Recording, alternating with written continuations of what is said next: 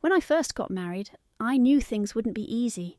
Becoming a wife was one thing, but stepping into the role of a stepmother was something else entirely.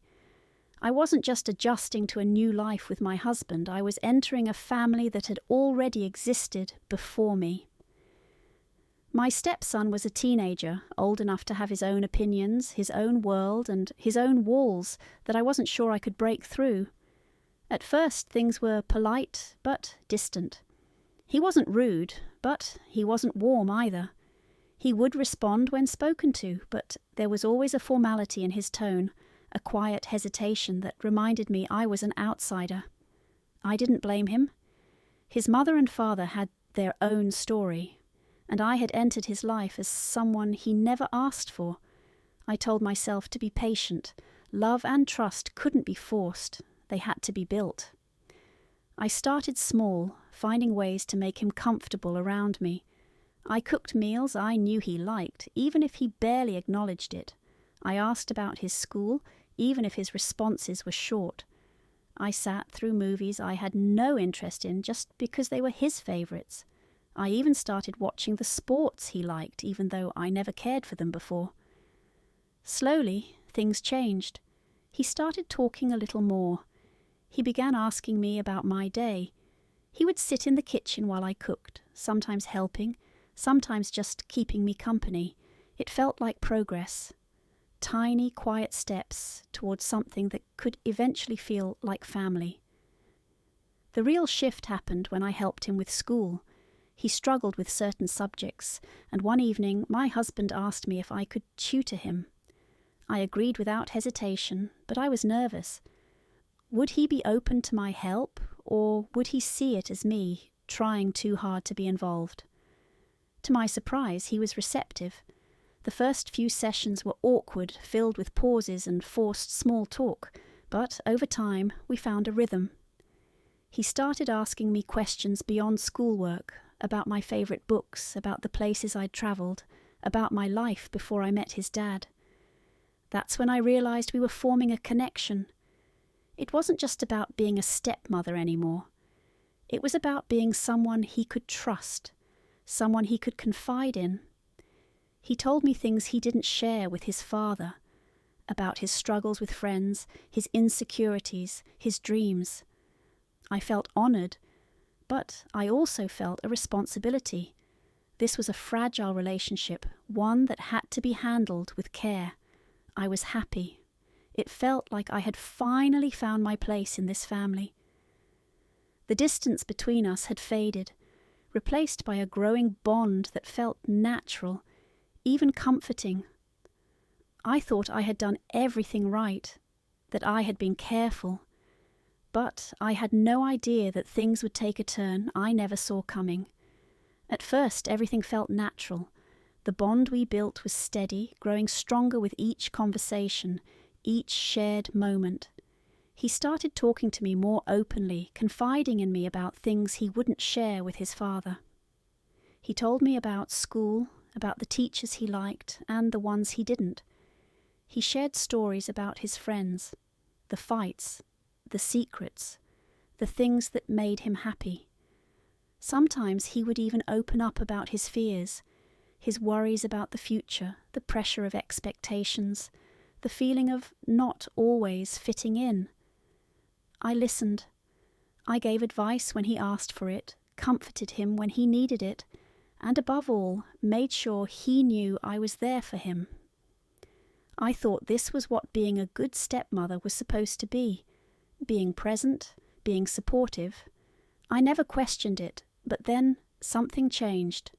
It wasn't sudden, it was gradual, so slow that I didn't even realize it at first. The way he looked at me became different. It was still filled with warmth, but there was something else too, something harder to define. One evening we were watching a movie together. It was something he had recommended, a film I wouldn't have chosen on my own, but I wanted to show interest in the things he liked. We sat on the couch side by side, comfortable in each other's presence. I didn't notice how close we were at first, not until his arm brushed against mine. It wasn't intentional, at least that's what I told myself. But I felt the touch linger longer than necessary. A part of me knew I should move, create space between us. But I didn't. It wasn't that I wanted anything inappropriate to happen, it was just a moment. A small, fleeting moment that I dismissed as nothing. But once I noticed it, I couldn't ignore the other moments that followed. The way his gaze would linger when I spoke. The slight hesitation in his voice when he called my name.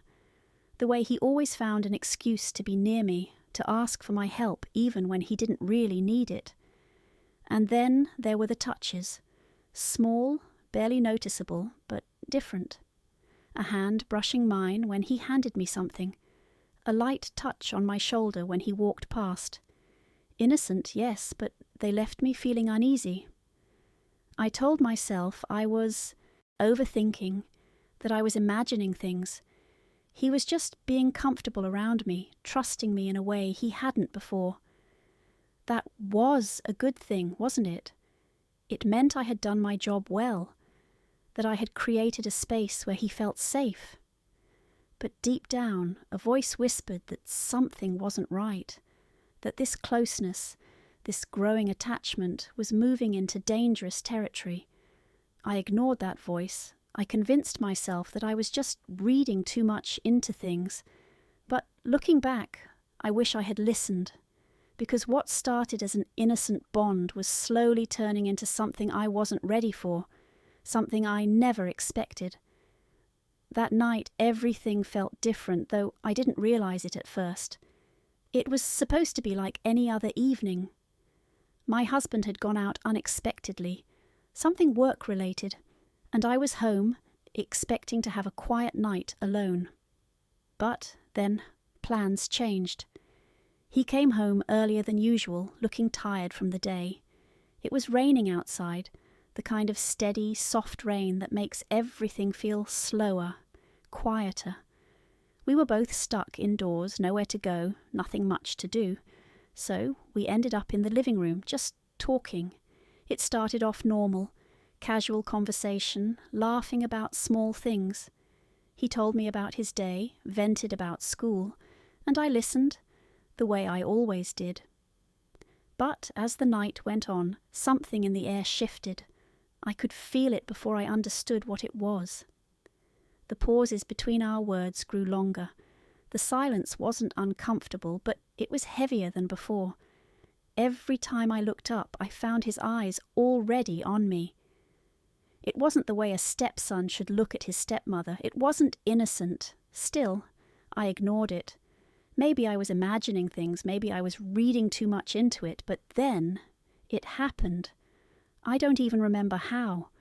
One moment we were talking, and the next we were too close.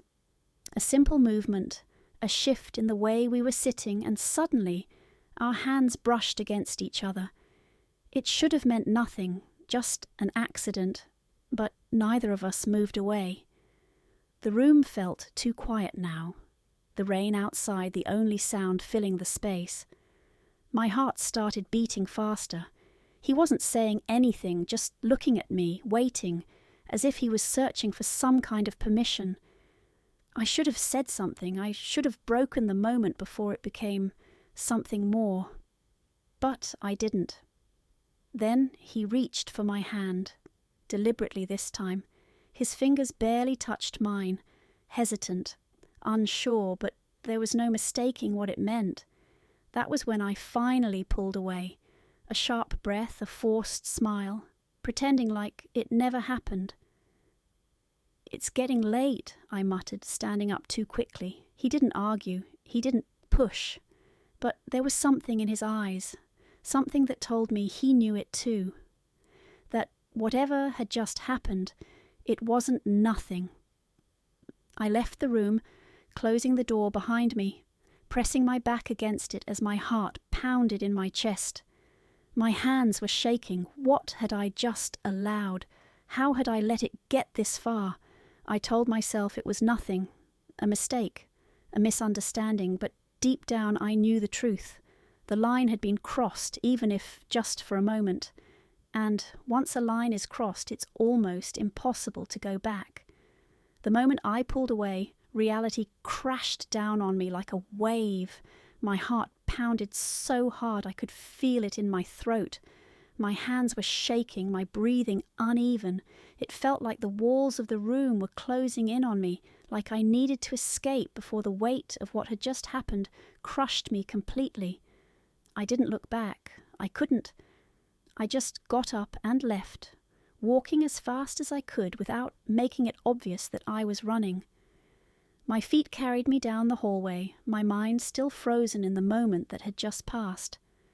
Inside my room, I locked the door behind me and leaned against it, trying to catch my breath. What had I just done? How had I let it get this far? My fingers trembled as I covered my face, hoping that if I closed my eyes tight enough, I could erase what had just happened. But I couldn't. That moment, that touch, that look, it was burned into my memory now. I told myself it was a mistake, a horrible, terrible mistake, nothing more. I would pretend it never happened. I would move on. That was the only way, but then a soft knock at the door. I froze. I didn't answer, I couldn't. Another knock. This time quieter, then, after a pause, footsteps fading away. I let out a breath I hadn't realized I was holding. I wanted to pretend it was all in my head, but I knew it wasn't. The line had been crossed, even if just for a second, and no matter how much I wanted to, I couldn't take it back. That night I barely slept. Every time I closed my eyes, I saw it again. That moment, that hesitation, the way I let it happen. Guilt sat heavy in my chest. I had been careful, hadn't I?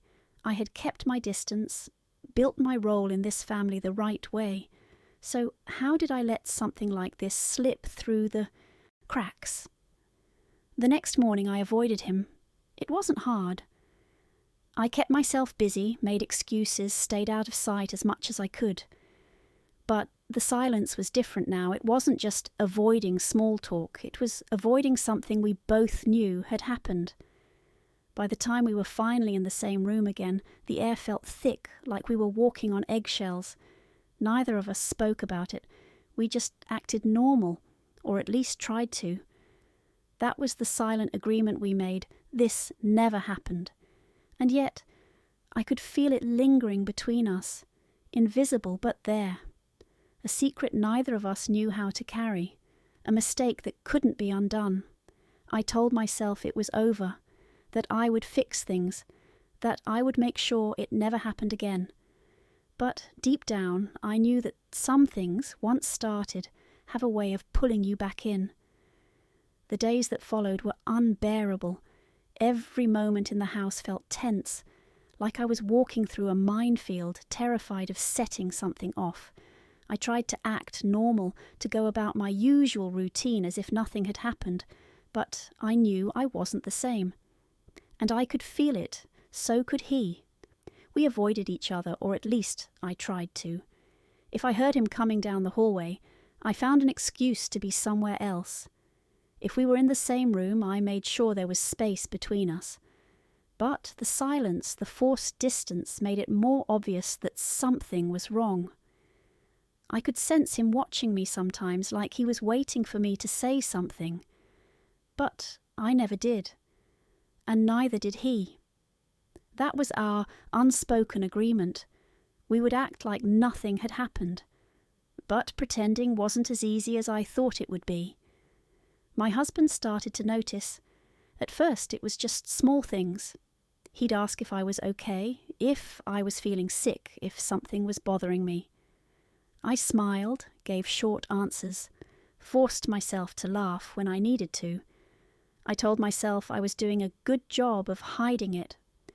But then he started watching me more closely, like he was trying to read something in my face that I wasn't saying out loud. "You've been acting strange lately," he said one night at dinner. "Is everything all right?" I nodded too quickly, my heart pounding. "Yeah, just tired," I said, shoving food around my plate, hoping he would drop it. His eyes stayed on me for a moment longer than usual, but he didn't push. Not yet. But the more I pulled away, the more questions he started asking. He noticed how I no longer laughed as easily, how I barely made eye contact anymore. And worse, he noticed the shift between me and his son. It was little things, how I suddenly stopped engaging in conversations with him, how I no longer helped him with things like I used to, how I always made sure I wasn't alone in a room with him. And the more I distanced myself, the more obvious it became that something had changed. The worst part was the fear, not just the fear of being caught, but the fear of what he might do. What if he said something? What if he told someone? The thought alone sent waves of panic through me. Every time I saw them together, father and son, talking, laughing, completely unaware of the secret that lingered in this house, I felt like I was suffocating.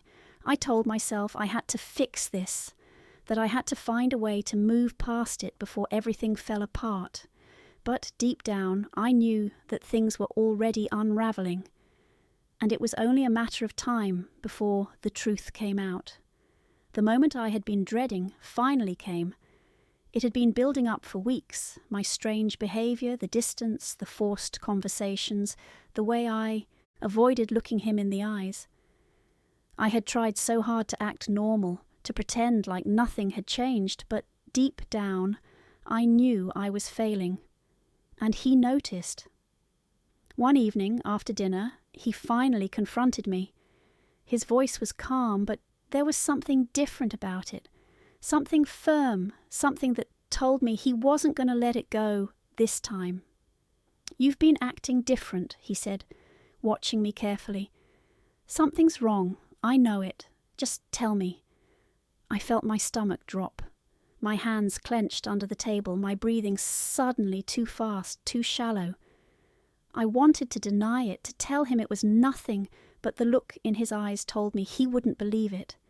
He had already seen through me. For a long moment, I just sat there, staring at my plate, unable to find the right words. Then, before I could stop myself, the truth started to slip out. Tears burned in my eyes as I whispered, "Something happened." My voice was barely above a breath, but it was enough. His entire body stiffened. "What do you mean, something happened?" I couldn't look at him. My hands shook as I tried to gather my thoughts, to explain, to soften the truth somehow, but there was no easy way to say it. "I made a mistake," I finally admitted, "a horrible mistake." The silence in the room was unbearable. I could feel his eyes on me, burning with confusion, disbelief, and something else, something darker. "With who?"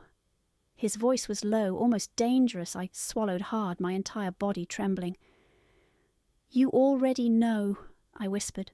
For a moment he didn't move. Then slowly he pushed back his chair and stood up.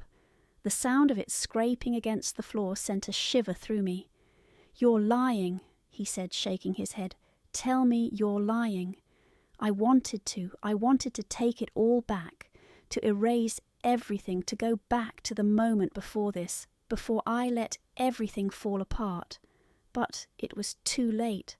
His face twisted with emotions I couldn't even begin to understand. Anger, betrayal, pain. His hands clenched into fists at his sides as he took a step back, as if he couldn't bear to be near me. "How could you?" His voice was barely above a whisper, but it carried more weight than if he had screamed. Tears streamed down my face as I tried to speak, to explain, to beg for forgiveness. "It wasn't planned. It wasn't supposed to happen." "But it did," he cut me off, his voice cold now. "And you let it." He grabbed his keys from the table. "I need to get out of here," he muttered, his voice tight, shaking. Then, before I could say anything else, before I could beg him to stay, he walked out the door. And just like that, he was gone. The days after he left were the longest I had ever lived through.